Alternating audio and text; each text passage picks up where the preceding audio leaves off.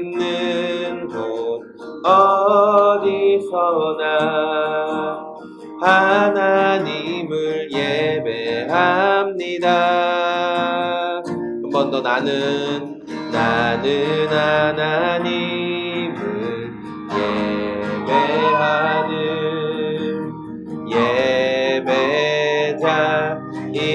예배자입니다. 내가 서 있는 곳 이곳에서 바로 이 시간 하나님을 예배합니다. 좋으신 하나님, 우리 함께 박수하면서 돈으로도 못 가요. 하나님 나라 어떻게 갈 수 있는지. 로우나 로이야, 하나님 나라 어떻게 가요? 어떻게 갈 수 있어요?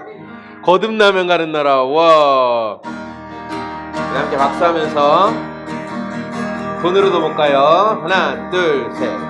돈으로도 못 가요. 하나님 나라. 힘으로도 못 가요. 힘으로도 못 가요. 하나님 나라. 어떻게 가죠? 거듭나면 가는 나라. 하나님 나라. 믿음으로 가는 나라. 하나님 나라. 벼슬로도 거듭나면 가는 나라. 하나님 나라. 믿음으로 가는 나라. 하나님 나라. 한 번 더. 거듭나면 가는 나라. 하나님 나라. 믿음으로 가는 나라. 하나님 나라. 믿음으로 가는 나라. 믿음으로 가는 나라. 하나님 나라. 나는 왕자다. 하나님 나라에 나는 왕자다. 내가 비록 어릴지라도 나는 왕자다. 내 앞길 가로막는 자 모두 다 물리치리라. 이 세상을 앞장서가는 나는 한 번 더 나는 왕자다. 하나님 나라에 내가 비록 어릴지라도 나는 왕자다.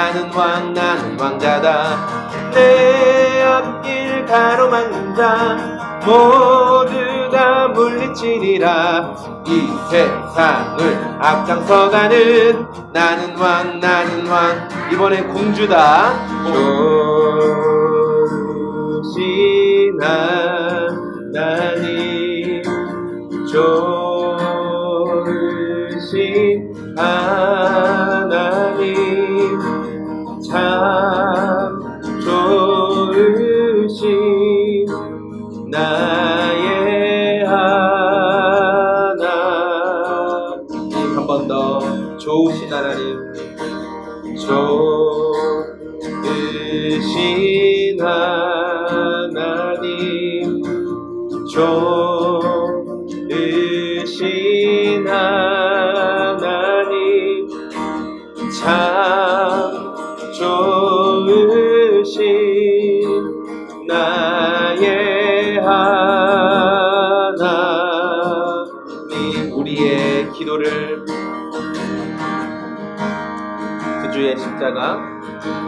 구주의 십자가 보혈로 죄 씻음 받기를 원하네. 내 죄를 씻으신 주 이름 찬송합시다.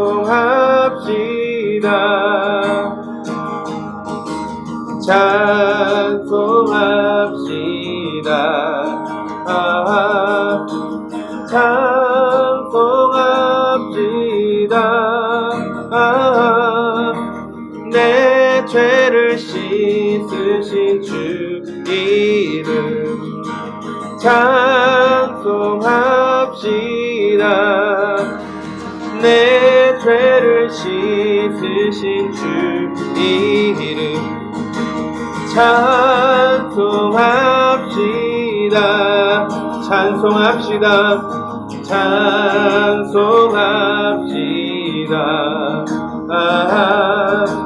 찬송합시다.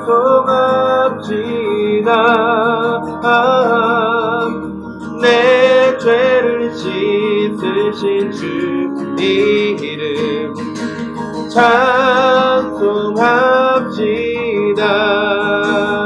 찬송합시다. 찬송합시다.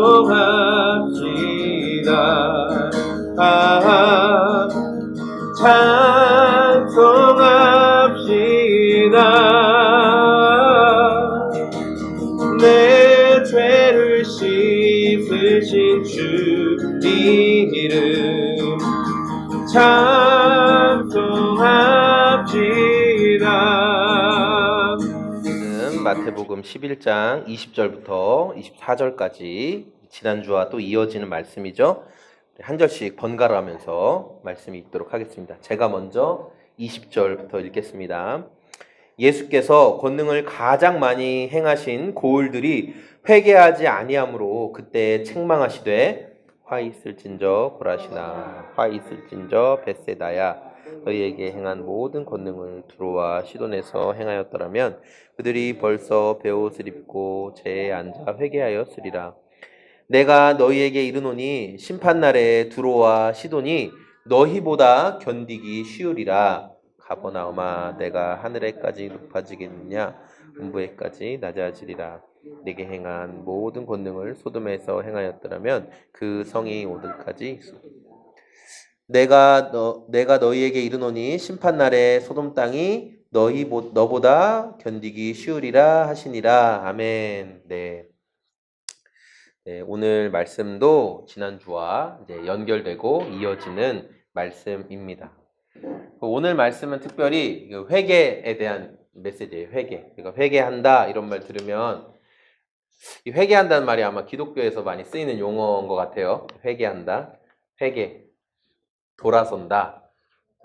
우리의 잘못된 것, 온전치 못한 걸 깨닫고 하나님께로 다시 돌아간다. 이제 그런 내용이 회개에 대한 내용인데, 특별히 예수님은 오늘 말씀 가운데 그 이스라엘에서 기적을 굉장히 많이 행하신 동네, 예수님께서 주로 활동하시고 예수님께서 많은 기적을 보여주신 그 동네 사람들이 기적도 많이 보고 예수님이 행하시는 것을 가까이서 많이 지켜봤음에도 불구하고 회개하지 않는, 그러니까 여기서 회개한다는 건 예수님의 말씀 또는 먼저 있었던 침례 요한의 그 선포를 믿지 않았던 것, 그게 회개하지 않았다라고 말씀을 하시는 거예요.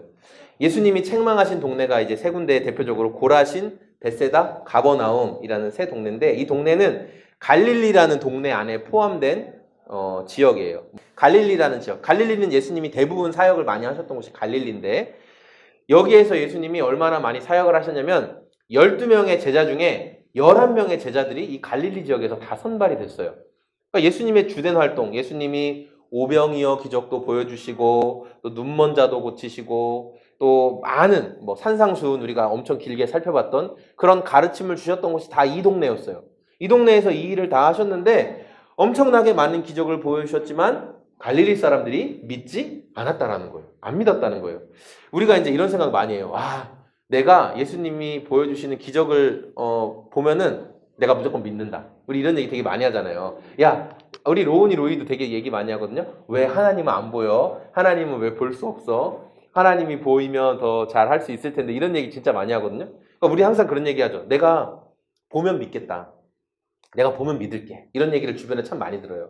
우리가 신앙을 간증할 때 내가 예수님 그 눈에 보여줘봐. 그럼 내가 믿을게. 이런 얘기들 많이 하는데, 이 갈릴리 사람들, 예수님이 실제로 행하시는 것을 보고 눈앞에서 귀신이 떠나가고 죽은 자가 살아나는 걸 봐도 안 믿는 거예요.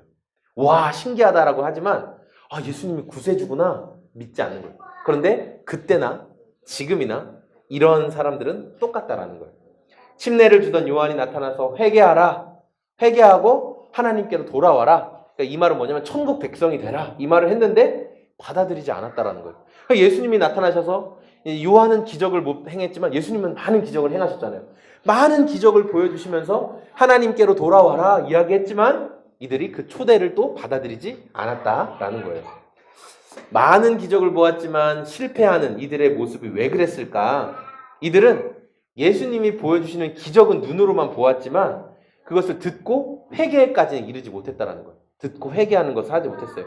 예수님을 내 인생의 구세주로 받아들이기보다 기적을 행하시는 분, 어떤 능력이 있는 그런 사람, 특별한 사람 정도로 생각을 했다라는 거예요. 예수님이 기적을 보여주시는 이유는 나는 이런 기적을 가진 능력이 있어. 자기를 과시하기 위해서 예수님이 기적을 보여주신 게 아니에요. 예수님은 기적을 왜 보여주셨냐면 이 기적 행하는 걸 좀 봐라. 내가 이런 존재인데 얼마나 믿을만 하냐 너희가. 그러니까 내가 하는 말도 너희는 믿어야 된다라는 것을 보여주시기 위한 거예요. 그 모든 걸 통해 회개하고 하나님 백성 되라. 예수님은 끊임없이 그 말씀을 하고 싶은 거예요. 회개를 통해서 마음을 바꾸지 않는 자는요, 구원을 받지 못합니다. 회개를 통해 마음을 바꿔야 돼요. 지난 이제 역사 속에서 죄악으로 인해 심판된 동네 이름을 예수님이 말씀하세요. 어디냐면 두로, 시돈, 소돔이라는 그 지역이 나오는데 이들의 아주 비참하게 멸망당한 처지가 지금 예수님 앞에서 고라신, 벳사이다, 갈릴리, 가버나움 이 지역들 예수님이 행하시는 것을 보고도 믿지 않았던 너희들은 이전 구약시대에 하나님께 처참한 심판을 받았던 그 이방 나라들보다 더 심하게 너희는 큰 심판을 받게 될 것이다 라고 예수님이 말씀을 하시는 거예요. 왜냐하면 구약시대의 사람들은 그때 예수님이 안 계셨죠. 예수님을 통해 하나님께 완전히 도달하는 길을 몰랐기 때문에 구약시대의 사람들은 율법을 잘 지켜서 내가 하나님께 인정받아야지, 구원받아야지 그런 희미한 그림자를 따라갔던 사람들이에요. 그런데 이제 예수님이 오시고 나서는 너무도 분명하게, 너무도 선명하게 어떻게 하나님께 갈 수 있는가, 어떻게 내가 죄를 용서받는가 분명히 하나님의 그 예수님을 통해서 보게 됐어요. 근데 그 선명한 것을 보고도 선명한 내비게이션을 보여주심에도 불구하고 따라가지 않는 것은 더 큰 책임이 기다리고 있다라고 말하는 거예요. 그래서 저는 오늘 말씀을 통해서 저는 이 시대를 회개 불감증의 시대다라고 생각하고 싶어요. 왜냐하면 저부터 회개하는 것이 잘 안 되는 모습을 발견했기 때문에 그래요. 그래서 회개 불감증에 걸린 이 시대의 모습을 한번 같이 좀 살펴보려고 해요. 먼저 회개하지 않기 때문에 심판에 이르게 된다라는 게 성경의 말씀이에요. 성경의 진리는 뭐냐? 회개하지 않기 때문에 심판에 이르게 된다라는 거예요. 우리 20절 말씀 같이 한번 읽어보겠습니다. 20절 시작. 예수께서 권능을 가장 많이 행하신 고울들이 회개하지 않으므로 그때 책망하시되. 네. 예수님께서 가장 많이 권능을 행했던 동네들이 예수님께로 돌아오지 않는 것을 보고 이제 대표적으로 꼽아서 책망하시기 시작하시는 거예요.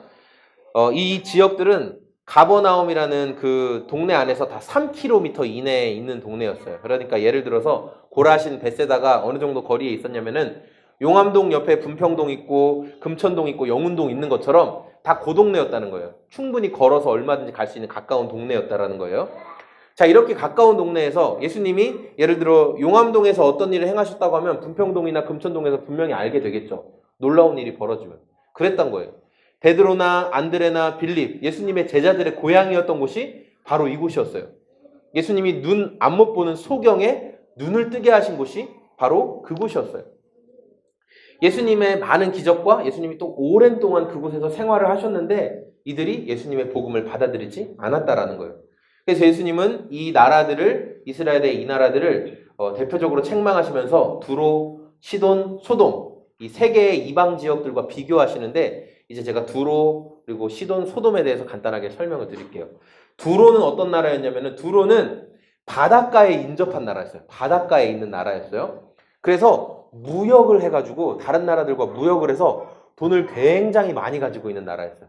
바닷가에 있고 무역을 하다 보니까 항해 기술, 해상 기술이 굉장히 많이 발달한 나라였고 그리고 이렇게 조개 같은 것들로 해가지고 염료 만드는 거. 그때 당시에 이렇게 색깔 있는 철은 굉장히 귀한 거잖아요. 염색 기술과 과학 기술이 되게 많이 발달한 동네가 바로 두로라는 동네였어요. 그래서 이스라엘이 가나안 땅을 이렇게 지파별로 분배를 받아요. 어디는 네가 정복하고 어디는 네가 정복하고. 그때 아셀 지파에게 이 두로 지역을 정복해라라고 했어요. 근데 아셀 지파가 두로를 쳐들어갔는데 앞에는 바다가 막고 있고 뒤에는 또 굉장한 천혜의 요새와 같이 되어 있는 지역이었기 때문에 그 섬에 두로가 섬이었거든요. 들어가지 못하는 거예요. 그래서 두로는 결국 점령을 못했어요. 그만큼 강력하고 자기들도 돈도 많고 뛰어난 나라가 두로라는 나라였다라는 거예요. 사람의 힘으로는 그래도 정복을 못했는데 이 두로에는 누가 있었냐면은 이스라엘의 악한 왕 하면 가장 떠오르는 게 누구냐면 아합이라는 왕이거든요. 아합. 이제 이 아합 왕이 결혼했던 최고의 악녀가 누구였냐면 이세벨이에요. 이세벨. 근데 이 이세벨의 고향이 어디냐면 바로 두로예요. 이세벨이 두로의 왕이었던 엣바알의 딸이에요. 엣바알의 딸. 그래서 이세벨은 이스라엘을 하나님 신앙이 아니라 우리 배웠죠. 바알 신앙에. 바알 신앙으로 바꾸려고 했던 여왕의 나라가 두로란 나라였어요. 그러니까 사람이 아무리 공격하고 무너뜨리려고 해도 두로는 안 무너지는데 하나님이 그 악함을 보시고 회개하지 않는 악함을 보시고 어떻게 하셨냐면 멸망시켜 버리셨어요. 두로가 멸망됐어요. 그리고 이 두로라는 그 섬에서 40km 떨어진, 그러니까 큰 범위에서 보면 한 동네 안에 속한 곳이 바로 시돈이라는 곳이에요. 시돈도 똑같이 하나님 대적하고 우상 숭배하던 곳이 시돈이라는 동네였어요. 그리고 소돔이라는 지역, 이 소돔이라는 지역은 기독교인이 아니어도 들어는 봤던 노래. 소돔과 고모라, 뭐 소금 기둥으로 변한 롯의 처, 이런 말은 누구라도 들어봤을 거예요. 하나님의 심판, 하늘의 심판하면 가장 대표적으로 떠오르는 게 바로 이 소돔이라는 지역이에요. 소돔은 동성관계가 아주 극심했고 악행이 가득했어요. 그래서 하나님이 아브라함에게 내가 소돔 땅에 그 죄악을 들었고 심판하러 간다. 자, 아브라함이 하나님 살려주세요. 거긴 제 조카 롯이 있습니다. 기도하고 의인 10명이 없어서 망한 곳이 바로 소돔이라는 곳이에요. 불과 유황불이 떨어져서 심판을 받았죠. 그래서 이스라엘 사람들에게 있어서 두로, 시돈, 소돔이라는 지역에 대해서 말하면 아우 그 동네는 내가 생각하기도 싫어. 거기 하나님의 심판을 받은 아주 악한 동네잖아. 이런 생각이 딱 머릿속에 가득 차 있는 거예요. 자, 그런데 그런 심판받아서 마땅한 동네들과 예수님이 자기들의 동네인 자기네 동네를 비교하시는 거예요. 아, 너네 동네 뭐 여기 갈릴리 이런데 너네는 두로나 시돈과 소돔보다 더 악해. 이렇게 말씀하시니까 이들의 마음이 안 좋았을 거 아니에요. 그렇죠? 그래서 이들이 이런 마음을 가졌던 거예요. 아, 그래도 우리 동네는 두로나 시돈이나 소돔보다는 그래도 난데 예수님 왜 그렇게 말하지? 마음 가운데 이런 마음이 들었던 거예요. 돌이키지 않고 회개하지 않는 마음이 오히려 들어왔다는 거죠. 구약의 선지자 중에 요나라는 사람이 있거든요. 요나. 네. 요나의 이름의 뜻이 비둘기예요. 비둘기. 네, 비둘기란 뜻인데 비둘기가 이제 과거에 이렇게 전령이 됐잖아요. 지금은 이제 아파트 베란다에 똥 싸는 존재지만 저희 어제 비둘기가 잡혔어가지고 저희 집에. 근데 이제 과거에는 비둘기들이 편지를 메고 막 왔다 갔다 하면서 전령사 역할을 했어요. 요나가 바로 그 전령사 역할을 했는데 어떤 일을 했냐면 최초로 이방 국가에 하나님의 심판을 예언한 선지자가 요나였어요. 어디에 요나가 이 하나님의 심판 메시지를 전했냐면 아수르라는 지역, 아수르 지역에 이제 하나님의 말씀을 전하기 위해 갔는데 이 아수르의 수도는 어디냐면 니느웨라는 데요. 니느웨. 네. 근데 이 니느웨에서 가가지고 하나님의 심판이 있을 거다. 하나님이 빨리 가서 전해라. 40일 뒤에 니느웨가 망할 거다. 너가 전해라 이야기했어요. 근데 이 아시리아 니느웨는 어떤 나라였냐면은 이스라엘에게 있어서는 원수 같은 나라예요. 아주 원수 같은 나라. 그래서 니느웨는 그러니까 요나는 자기가 가고 싶지 않았던 거예요. 자기가 안 가고 가만히 있으면 그 니느웨가 망한다는데 하나님의 심판에 있어서. 그러니까 자기는 손 안 대고 코 푸는 거예요. 그러니까 자기는 안 가고 싶었어요. 하지만 하나님이 가라고 하시니까 한국까지는 갔는데 니느웨로 가는 배를 타야 되는데 어떻게 했냐면은 요나가 다시스라는 곳, 니느웨와 반대편에 있는 다시스로 가는 배를 타버려요. 그래서 배가 가다가 하나님이 그냥 두시지 않고 하나님 항상 이렇게 추적하시거든요. 자기 백성을. 그래서 딱 찍어가지고 추적하셔서 풍랑이 일어요. 선원들이 깜짝 놀래요. 도대체 무슨 일이야.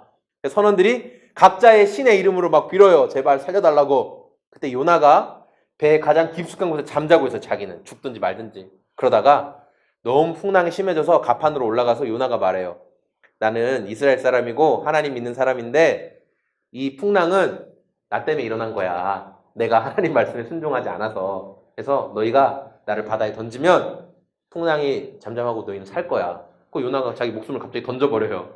그래서 선원들이 요나를 바다에 던지니까 하나님이 큰 물고기를 예비하셔서 요나를 잡아먹고 요나가 물고기 뱃속에서 사흘 동안 기도해요. 제가 잘못했습니다. 제가 전하러 가겠습니다. 그래서 물고기가 땅에다가 사흘 뒤에 뱉었는데 이제 거기에서부터 요나가 이제 니느웨로 간 거예요.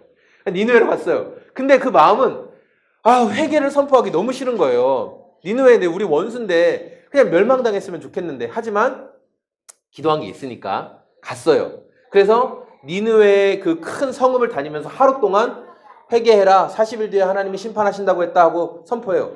근데 이게 되게 어려운 일이죠. 왜냐하면 이방 사람이 그렇죠? 우리로 치면은 예를 들어 인도네시아에 있는 어떤 사람이 와가지고 한국 사람들 심판당할 거예요. 한국 사람들 다 죽을 거예요. 이렇게 말하면 우리 입장에서는 저 뭐야? 이렇게 하고 싶잖아요.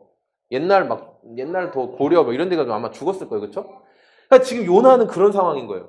근데 요나가 외쳐요. 어쨌든 40일 뒤에 망할 겁니다.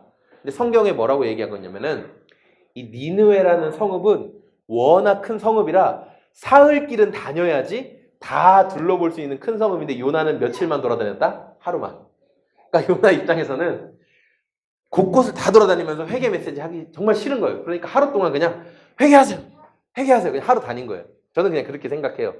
그렇지만 신기한 일이 벌어졌는데 요나의 그 하루 동안만 선포한 메시지에 왕이 듣고 벌벌벌 떨기 시작해요.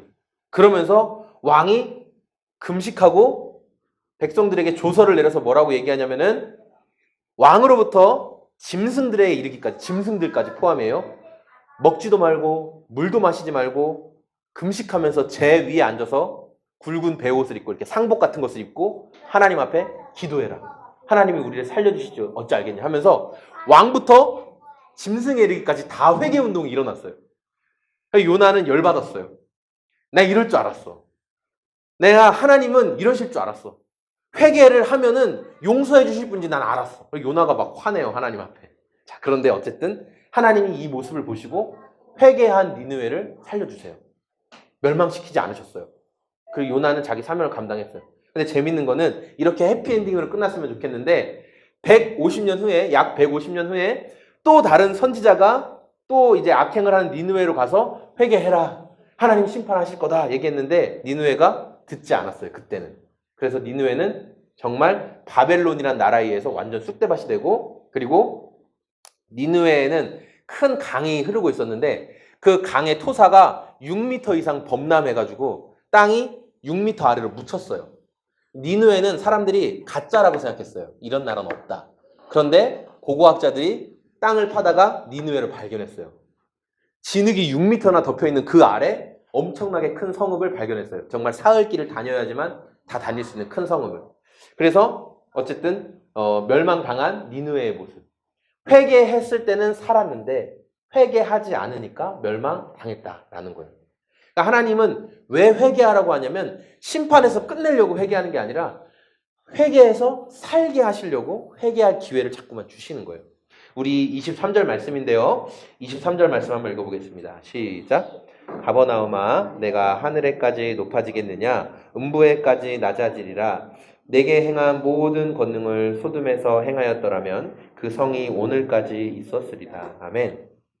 예수님이 내가 지금 보여주는 이 많은 기적들과 능력들을 과거에 심판받았던 나라들이 이방 나라들이 보았다면 그 나라들은 지금도 아마 여전히 건재할 거예요. 왜냐면 회개했을 테니까. 예수님을 믿었을 테니까. 근데 너희들은 이렇게 분명한 기적과 메시지를 보고도 믿지 않는구나 라고 예수님이 말씀하시는 거예요. 이스라엘이 침례주던 요한의 메시지나 메시아이신 예수님의 메시지를 믿지 않았던, 반응하지 않았던 이유는 뭐냐면 나는 지금도 살만해. 이 정도로도 내가 살만해 라는 마음 때문에 그랬다라는 거예요. 앞서 이 선지자 요나의 메시지를 듣고 니느웨의 왕에서부터 짐승들까지 전부 다 금식하며 회개했죠. 그래서 하나님이 이 니느웨를 살려주셨어요. 근데 중요한 건 니느웨가 그때 처한 상황이 어떻냐면 오랜 전쟁으로 인해서 나라가 굉장히 기울어져 가고 있는 상황이었거든요. 근데 그때 하나님이 선지자 요나를 보내서 회개하라는 메시지를 주시니까 왕이 하나님이 기회를 주시는구나. 그래서 그 메시지를 붙잡고 회개한 거예요. 그리고 진짜 살아난 거죠. 그런데 이런 회개의 메시지가 들렸을 때 니느웨 사람들은 붙잡고 회개를 했지만 이스라엘 사람들은 회개의 메시지가 요한을 통해서도 들리고 예수님을 통해서도 들리는데 붙잡지 못했던 거예요. 우리 지난주에 예수님이 장터에서 놀고 있는 아이들 예화를 하셨잖아요. 그러니까 사람이 낄 때 안 낄 때가 되게 중요한데 이 아이들도 똑같은 거예요. 신나게 피리를 불면서 춤추면 춤추면서 같이 껴야 되고 아이고 아이고 슬퍼하는 노래를 부르면 함께 아이고 아이고 애통하는 애곡의 노래를 불러야 되는데 반응을 안 하는 거예요. 지금 내가 들어갈 때인지 나아가야 될 때인지 모르는 거예요. 회개해야 될 때인지 기뻐해야 할 때인지를 모르니까 이 세대가 심판을 받는 거예요. 예수님 그 얘기를 하시는 거예요. 너희들은 도무지 회개하라고 말하는 또 반응이 없구나. 그 메시지를 말씀하시는 거예요. 성경이 예수님이 그 벳세다라는 지역, 가버나움이라는 지역에서 얼마나 많은 기적을 베푸셨는지를 정말 기록하고 있거든요. 보면은 소경과 많은 병자를 고치시고 우리 아까 말한 것처럼 물고기 2마리, 보리빵 5개로 5,000명 이상, 수만 명 먹이시고 백부장의 종, 왕의 신하를 치료하시고 베드로의 장모의 죽어가는 그 열병을 낫게 하시고 귀신 들린 자의 귀신을 쫓아내신 일이 바로 이 벳세다 가버나움에서 벌어졌던 일이에요. 놀라운 일이죠. 의술이 발달하지 않았던 그 시대에 여기 치면 우리 여기 소금 제작소에서 이거 오기만 하면 막 귀신이 떠나가고 막 대머리도 막 머리도 나고 막 이런 일이 벌어진다고 해보세요.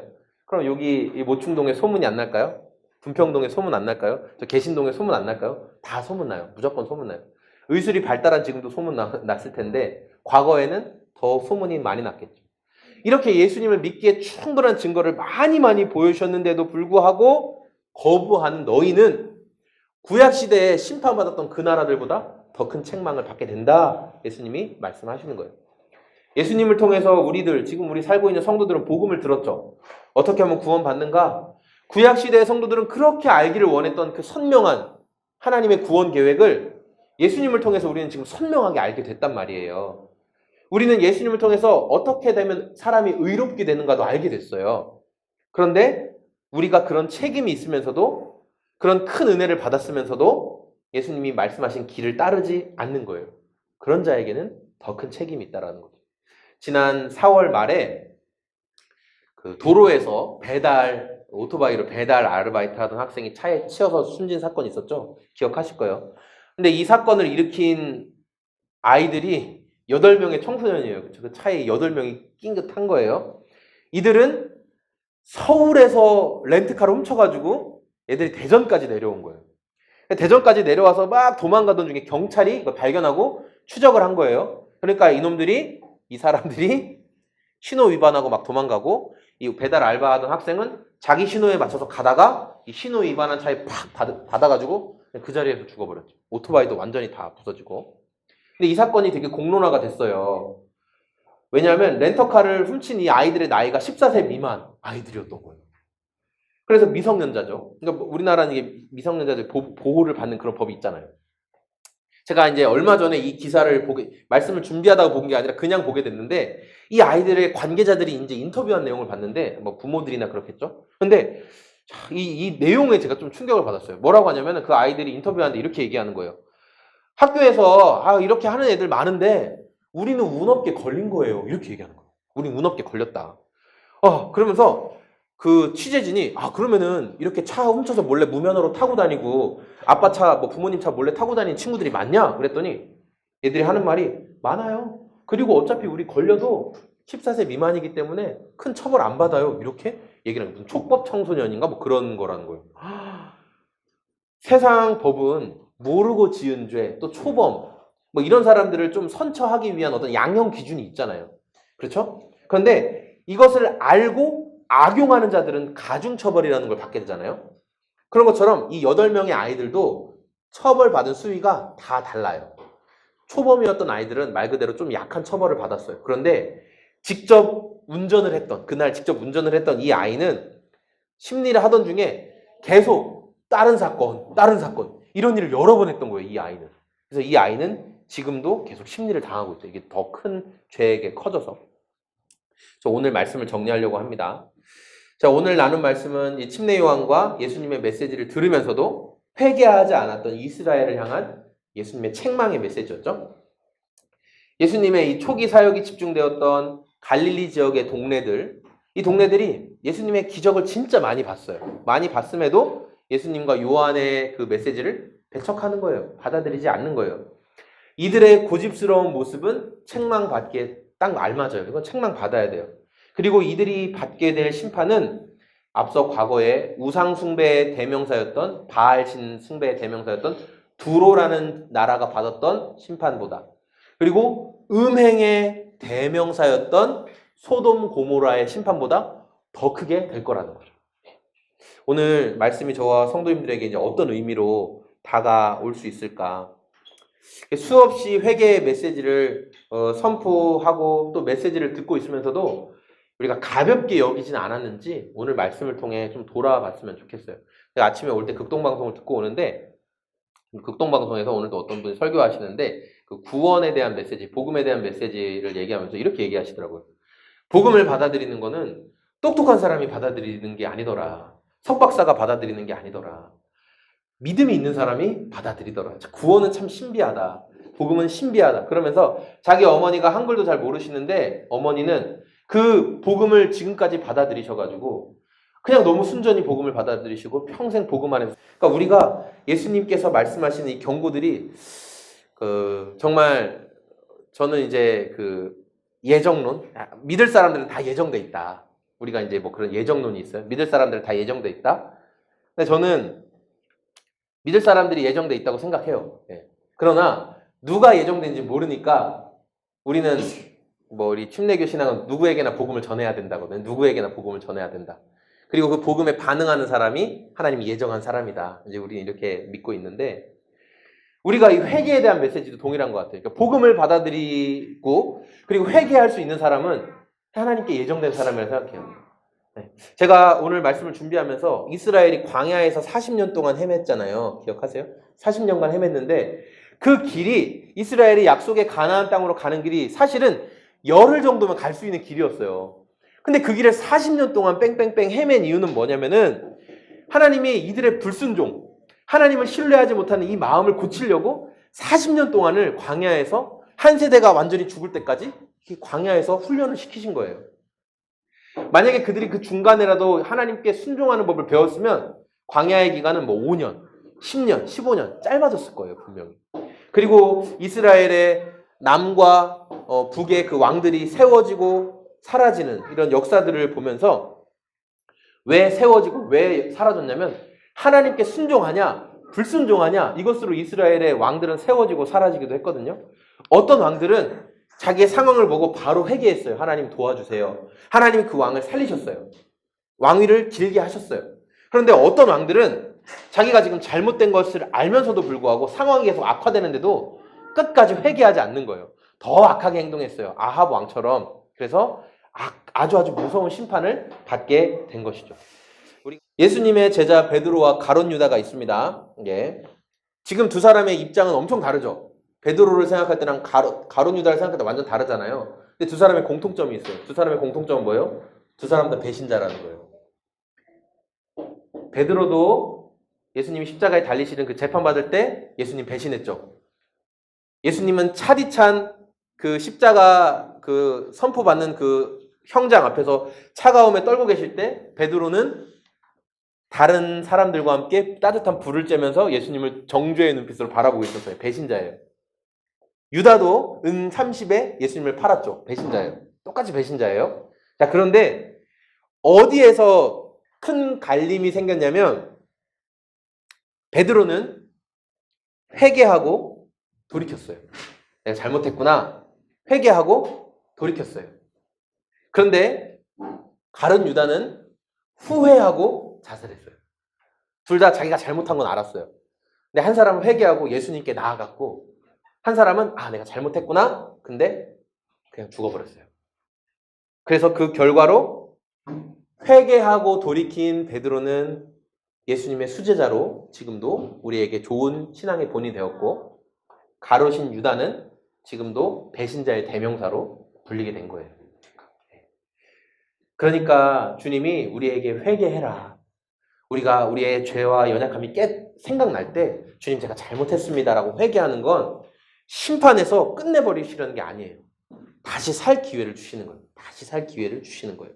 오늘 말씀을 기억하면서 우리가 회개해야 될 제목들이 생각나고 떠오를 때 우리가 그것을 다 붙잡아야 되겠어요. 하나님 제가 이거 잘못한 거 깨닫게 하시는군요.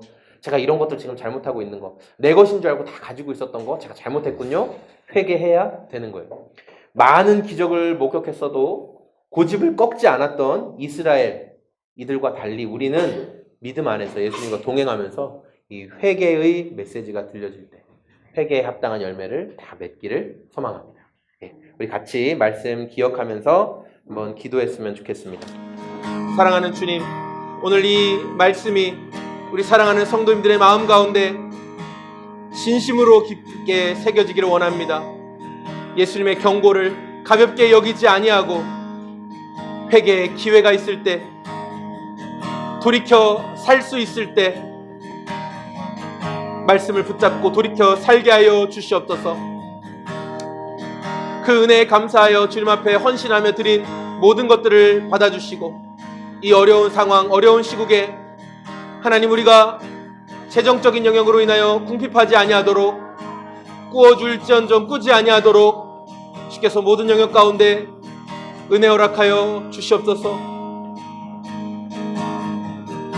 이제는 우리를 사랑하시는 하나님 아버지의 사랑하심과 또 그 사랑에 순종하셔서 우리를 위하여 이 땅에 오셔서 십자가에서 죽으시고 부활하심으로 우리의 모든 죄 문제를 해결하신 예수님의 순종하심과 예수님의 그 순종하심을 우리 평생의 삶의 증인으로 드러내게 하시는 성령님의 우리 안에서 함께 하심이 오늘 이곳에서 예배하는 소금제작소교회 우리 모든 성도님들 위에와 그리고 어려운 상황 가운데 핍박받고 있는 한국교회 위에와 그리고 주님을 더 사랑하기 위해 쓰고 있는 전 세계의 모든 주님의 사람들 머리 위에 지금부터 영원히 함께 계실지어다. 아멘.